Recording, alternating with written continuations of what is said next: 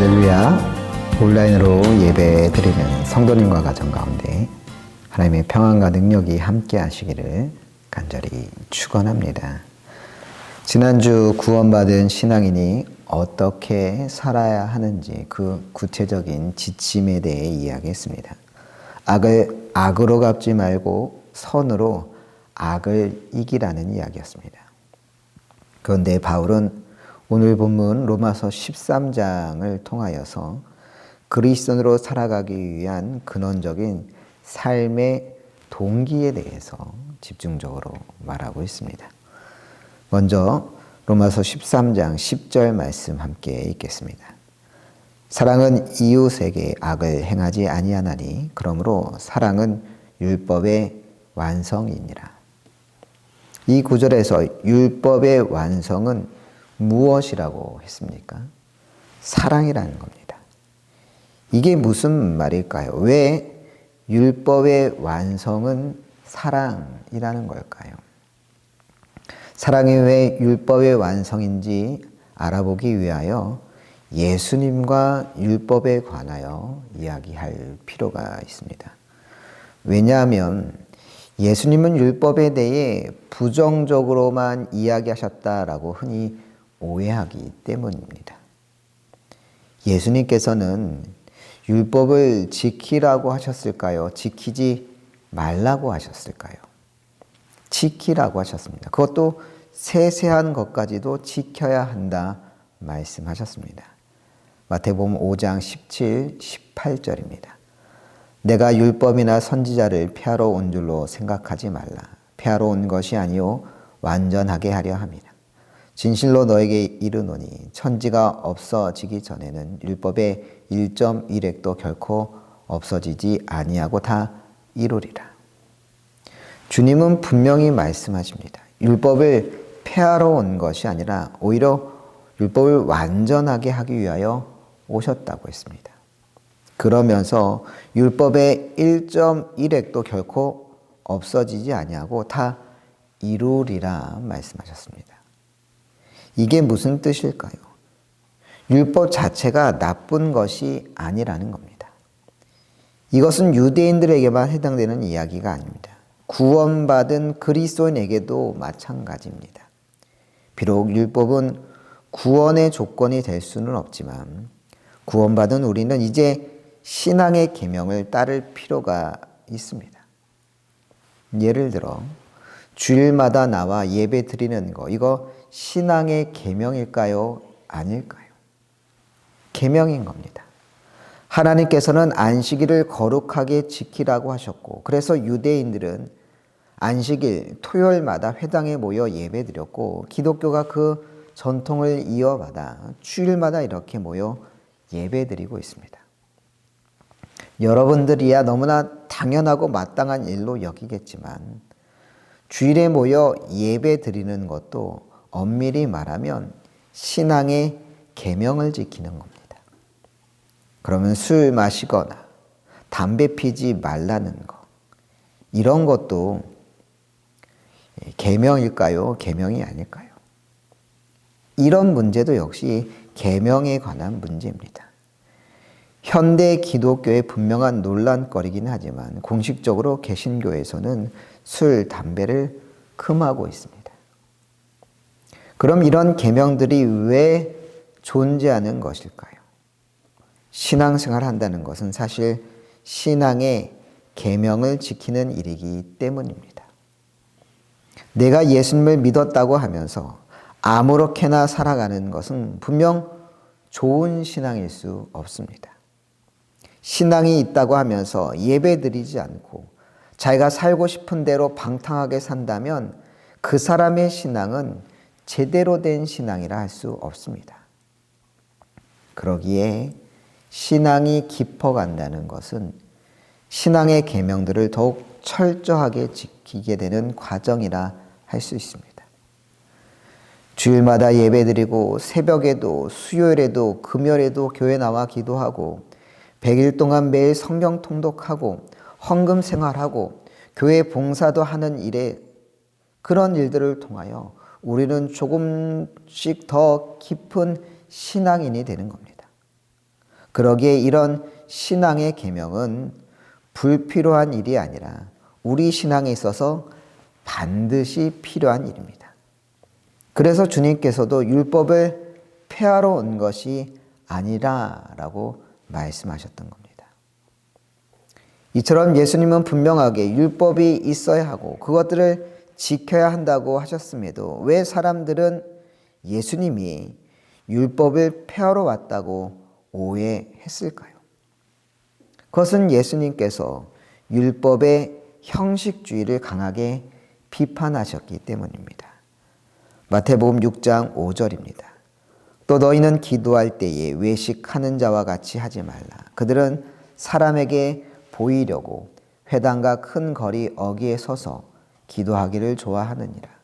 내가 진실로 너에게 이르노니 그들은 자기 상을 이미 받았느니라. 기도할 때에 뭐 하지 말라고요? 외식하는 자와 같이 하지 말라 하셨습니다. 제가 중학교 때 처음 이 성경 구절을 읽고 굉장히 의아해했습니다.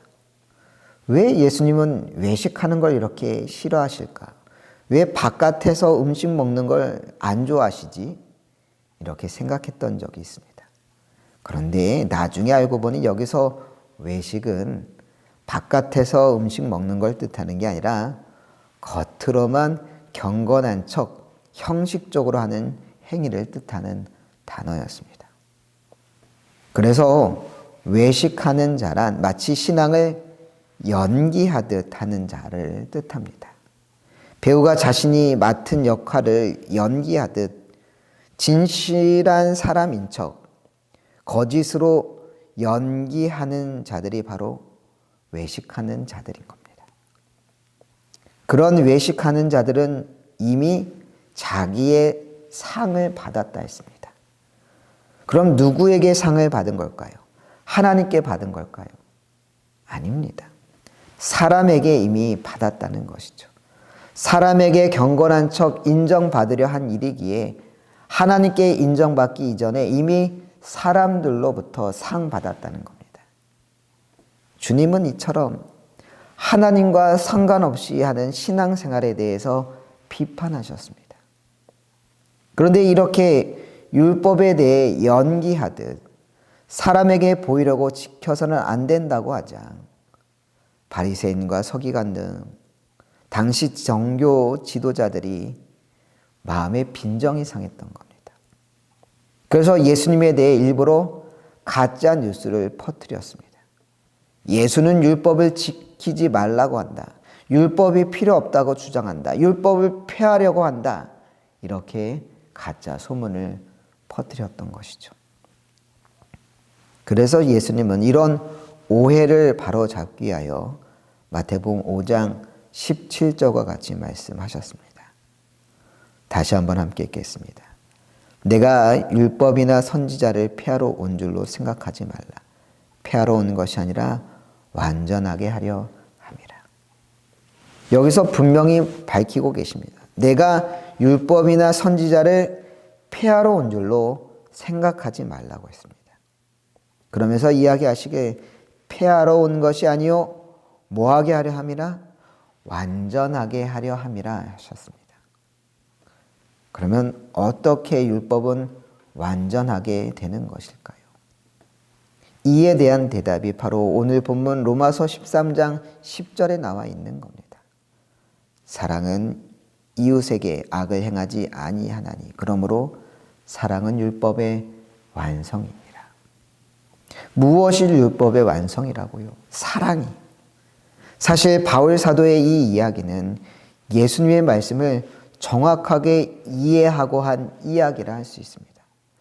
사랑이 율법의 완성이라고 하는 이야기는 오직 사랑에 의해서만 율법이 이루어져야 한다라는 이야기입니다. 주님 주신 계명을 지키는 이유가 사람에게 잘 보이기 위해서도 아니고 사람을 만족시키기 위해서도가 아니라 오직 사랑에 의하여서만 이루어져야 한다는 말씀입니다. 다른 동기가 개입하지 않고 오직 사랑에 의하여 주의 계명을 지킬 때 그것이야말로 율법을 완전하게 하는 비결이라고 말한 겁니다. 신앙생활의 계명에 대해 이야기하고 있는데 사실 신앙생활에만 계명이 있는 게 아닙니다. 목회에도 지켜야 하는 수많은 계명들이 있습니다. 당연히 제 목회에도 여러 가지 계명들이 있습니다. 누가 그렇게 하라고 일러준 것도 아니지만 그래도 목회에 있어 가장 기본은 자기 관리에 있다고 생각하기에 저만의 여러 가지 목회의 계명들을 세웠습니다. 예를 들어 특별한 사정이 없는 한 매일 교회로 출근합니다. 더욱이 평일에 출근할 때도 평상복 말고 정장 차림으로 출근합니다. 또 어느 직장인들과 마찬가지로 9시 전에 출근해서 오후에 퇴근합니다. 사실 주중에 찾아오는 사람도 거의 없기 때문에 굳이 이렇게 하지 않아도 뭐라 하는 교인들 하나 없겠지만 교회도 어엿한 직장인데 스스로 해이해지면 안 된다는 생각에 이런 원칙들을 세우고 지키려고 노력합니다. 이런 계명들만 있는 게 아니라 스스로 세운 저만의 계명들이 더 있습니다. 주일 오전 설교는 반드시 원고 설교를 합니다. 오늘처럼 이렇게 한자 할 이야기를 미리 다 원고로 타이핑해 놓습니다. 물론 이 작업이 결코 쉬운 일은 아닙니다. 주일 설교 준비를 화요일쯤 시작하면 한 주 내내 말씀 찾고 묵상하고 자료 찾고 원고 작성하다 보면 보통 토요일 오전쯤에나 원고가 마무리되곤 합니다. 나중에 책으로 출판할 것도 아닌데 이렇게 원고를 다 작성해 놓는 건 어쩌면 필요 이상의 과한 수고처럼 보일 수도 있습니다. 그럼에도 왜 이렇게까지 하느냐? 설교는 얼마나 잘 하냐보다 얼마나 성실히 준비했느냐가 더 중요하다고 믿기 때문에 일산교회에 와서 지금까지 한 주도 빼지 않고 매번 주일 오전 예배는 원고 설교를 준비하여 말씀을 전하고 있습니다. 뿐만 아니라 원고가 다 작성이 되면 주일 아침 6시쯤 교회에 나와서 혼자서 영상으로 미리 촬영합니다. 일종의 혼자만의 리허설을 하는 것이죠. 그렇게 영상을 촬영하면서 원고를 확인하고 그 촬영한 영상을 편집해서 유튜브로 올리고 있습니다. 그렇게 7년간 꾸준히 유튜브에 영상을 올린 현재 구독자가 몇 명이냐? 49명입니다. 하지만 누구에게 보여주기 위한 영상이라기보다 스스로 점검하고 더욱더 온전한 말씀을 하기 위한 작업이라 생각하기 때문에 매주 하고 있고 앞으로도 아마 계속하게 될 겁니다. 이 외에도 저만의 수많은 계명들을 홀로 세우고 지키고 있습니다. 그런데 몇 년 전 교회에 이러저러한 시끄러운 일들이 있었을 때였습니다. 그러자 제 마음 가운데 하나님에 대한 원망의 마음부터 생겼습니다. 그러면서 어떤 생각이 들었느냐? 하나님, 제가 이러이러한 일들을 하고 있잖아요. 게으르지 않게 나름 목회적 원칙들을 지키며 열심히 목회하잖아요. 그런데 왜 제 목회에 이런 어려운 일들이 생기는 겁니까? 이런 원망의 마음이 생겼던 겁니다. 그런데 그때 하나님께서 저에게 주신 말씀이 있었습니다. 갈라디아서 1장 10절입니다. 이제 내가 사람들에게 좋게 하랴, 하나님께 좋게 하랴, 사람들에게 기쁨을 구하랴. 내가 지금까지 사람들의 기쁨을 구하였다면 그리스도의 종이 아니니라. 처음 이 말씀을 읽을 때 오히려 제 마음에 반발심이 생겼습니다. 그러니까요, 하나님, 제가 사람들에게 좋게 하는 목회를 하는 중입니까? 아니잖아요. 그런데 왜 이렇게 어렵고 혼란스러운 일이 생기는 겁니까? 그런데 그때 하나님께서 저에게 이런 말씀을 하셨습니다. 정말 나를 위한 목회를 하고 있는 거냐? 혹시 너를 좋게 하기 위한 목회, 너의 기쁨을 구하는 목회를 하고 있는 건 아니냐?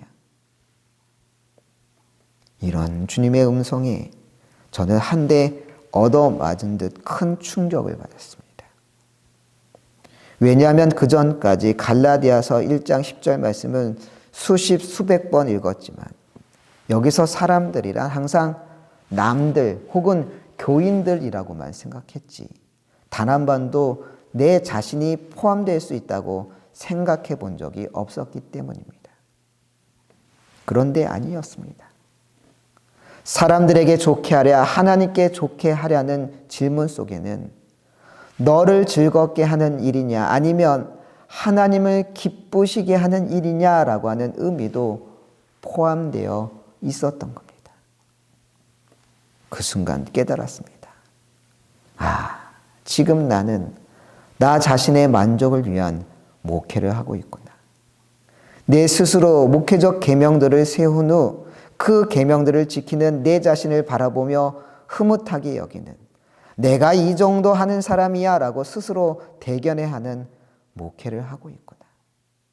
하나님을 기쁘시게 하는 일은 오히려 부차적이고 부수적인 것으로 취급하고 있구나. 그렇게 깨닫게 되었습니다. 그리고 하나님께 얼마나 회개했는지 모릅니다. 목회적 계명을 지키는 일이 나쁜 일은 결코 아니지만 더 중요한 것은 무엇을 위하여 누구를 위하여 그것을 하느냐였던 겁니다. 하나님을 사랑하여 하나님의 기쁨을 위한 목회가 되어야 했는데 그러지 못했던 것이죠. 그래서 회개하며 다시금 하나님 앞에 결단했습니다. 주님, 나의 만족을 위한 목회되지 않게 하시고 오직 하나님을 사랑하여 하나님을 기쁘시게 하는 목회되게 하옵소서. 내가 무엇을 하든 주님을 사랑하여 감당하는 자 되게 하옵소서. 그렇습니다. 우리는 마땅히 신앙의 계명들을 지켜야 하겠지만 가장 중요한 것들은 왜 우리가 계명들을 지키냐입니다. 바울 사도는 오직 사랑에 의하여서만 율법이 지켜져야 한다고 말하고 있습니다. 여러분은 어떻습니까? 왜 신앙의 계명들을 지키고 있습니까? 오직 사랑에 의하여 신앙의 계명들을 지킬 수 있는 여러분 되시길 소망합니다. 사랑으로 예배드리고 사랑으로 헌금하고 사랑으로 봉사할 수 있길 소망합니다. 사랑으로 남 섬기며 사랑으로 인내하며 사랑으로 용납할 수 있는 여러분 되시길 소망합니다. 사랑이야말로 율법의 완성임을 깨닫고 오직 사랑으로 신앙생활할 수 있는 여러분 되시길 소망합니다. 이처럼 사랑이야말로 율법의 완성이라 말하는 바울 사도는 우리가 어떻게 사랑으로 살아야 하는지에 대해서 본문 8절에서 말하고 있습니다. 피차 사랑의 빛 외에는 아무에게든지 아무 빛도 지지 말라. 남을 사랑하는 자는 율법을 다 이루었느니라. 우리가 져야 하는 빚이 있다는 겁니다. 그게 무슨 빚입니까? 사랑의 빚입니다. 바울 사도는 사랑을 설명하는 데 있어 다른 것도 많은데 왜 하필 빛과 연결해서 설명하고 있는 것일까요? 빚의 가장 중요한 속성은 뭘까요? 그것은 반드시 갚아야 한다는 점입니다. 우리 교회도 빚이 있습니다. 새 성전을 지을 때 은행으로부터 빌렸던 빚이 있어 아직도 고스란히 있어 매달 이자와 함께 원금을 조금씩 상환하고 있습니다. 결코 적은 돈이 아닙니다. 그런데 왜 상환합니까? 안 갚겠다고 우기면 되는 거 아닐까요? 그것이 안 되는 게 빚인 겁니다. 갚기 싫다고 안 갚을 수 있는 게 아니라 반드시 갚아야만 하는 것이 빚인 겁니다. 그런데 바울 사도는 뭐라고 했느냐? 우리가 빚을 져야 하는데 무슨 빚을 지라 했다고요? 사랑의 빚을 지라고 했습니다. 그러면 사랑의 빚을 진다는 것은 무슨 뜻이겠습니까? 사랑은 선택사항이 아니라 반드시 갚아야 할 것이라는 뜻입니다. 하면 좋고 안 해도 되는 것이 아니라 반드시 해야 되는 것이 사랑이다라고 말하고 있습니다. 춘천중앙교회 권호석 목사님의 목회 해상록 나는 생긴 대로 사는 사람입니다 라는 책에 나오는 이야기입니다. 춘천중앙교회는 원래 춘천 구시가지에 예배당이 있었지만 새로 개발 예정지였던 퇴계동 쪽으로 자리를 옮겨 100주년 기념 예배당을 짓기로 하고 무려 8년을 준비했다고 합니다. 그런데 건축을 시작할 무렵 하필 우리나라에 IMF 사태가 터진 거였습니다. 건설업체들이 연쇄 부도가 났고 환율은 2,000원대로 뛰었으며 자재값도 2배, 3배씩 오르다 보니 결국 공사비가 원래 예상하던 금액보다 갑절 이상 들 수밖에 없는 상황이었습니다. 교인들이 작정 헌금을 했지만 그게 일시불로 들어오는 것도 아니고 어디 돈을 쌓아두고 건축을 시작하는 것도 아니었기 때문에 재정적인 압박이 너무 심했던 겁니다. 당시 권호석 목사님은 누구에게 힘들다는 내색은 할 수 없어 더욱더 하나님께 매달릴 수밖에 없었습니다. 한 번은 이렇게 기도했다고 합니다. 하나님, 성경에 보니 큰 일을 앞두고 재물을 받으셨는데 이 성전 건축을 위해 재물이 필요하시다면 저를 첫 번째 재물로 바치겠습니다. 그렇게 자신을 재물로 드리는 마음으로 기도하며 준비하는 가운데 어렵사리 기공 예배를 드릴 수 있었습니다. 그런데 기공 예배를 드리던 날 지금 원주제일교회 담임으로 계시는 최원영 목사님이 그 당시 화천제일교회 담임이셨는데 봉투 하나를 쓱 내밀었답니다. 춘천중앙교회가 이 지역의 모 교회이니 건축 헌금을 드립니다. 그렇게 적혀 있었는데 나중에 알고 보니 그 안에 1천만 원이 들어 있었던 겁니다. 당시 화천제일교회 1년 예산이 1억 2천만 원 정도였다고 합니다. 그러니 본인 교회도 아니고 다른 교회 건축을 위하여 1년 예산의 10분의 1가량을 헌금했던 겁니다. 사실 다른 교회 건축한다고 본인 교회 예산의 10%를 헌금한다는 이야기는 들어본 적도 없었습니다. 그때 권호석 목사님은 너무나 큰 힘을 얻었다고 합니다. 돈의 크고 작음이 중요한 게 아니라 하나님께서 이렇게 상상하지 못하는 방법으로 이 건축을 이끄시고 역사하시는구나 라고 하는 확신과 깊은 은혜를 경험했던 겁니다. 그래서 이후 주님께서 함께 하시고 채워주실 것을 믿고 흔들리지 않고 성전 건축에 온 힘을 기울여 결국 잘 마무리할 수 있었습니다. 그리고 한 10년 정도 지났을 때였습니다. 이번에는 화천제일교회가 100주년 기념교회를 건축한다는 이야기를 듣게 된 겁니다. 아직 춘천중앙교회는 건축 후에 빚이 많이 남아있는 상태였지만 권호석 목사님은 장로님들과 상의하여서 화천제일교회에 1억 원을 헌금하기로 결정했습니다. 이 이야기를 전해 들은 최원영 목사님은 농담처럼 이렇게 답했다고 합니다. 1,000만 원 헌금했는데 1억 원으로 갚아 주시네요. 이럴 줄 알았으면 그때 3천만 원 정도 헌금할 걸 그랬습니다.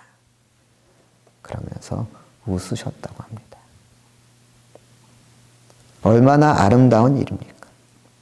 이런 모습이야말로 오늘 성경이 말하는 사랑의 빛 외에는 아무에게든지 아무 빛도 지지 말라는 말씀이 고스란히 실현된 이야기 아니겠습니까? 요한일서 4장 19절은 말합니다.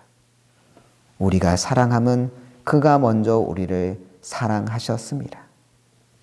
그렇습니다. 우리는 이미 주님께로부터 사랑의 빚을 진 사람입니다. 그럼 우리는 어떻게 해야 하겠습니까? 빚을 졌으니 반드시 갚아야 하지 않겠습니까?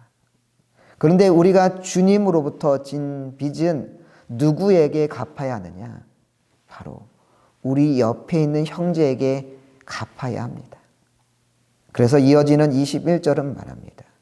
우리가 이 계명을 주께 받았나니 하나님을 사랑하는 자는 또한 그 형제를 사랑할지니라. 이것이 사랑의 빚의 신비입니다. 이 사랑의 빚은 사랑을 준 사람이 아니라 아직 사랑을 받지 못한 이들, 더 사랑받아야 하는 이들에게 갚아야 하는 빚입니다. 여러분들은 사랑의 빚을 갚고 있습니까?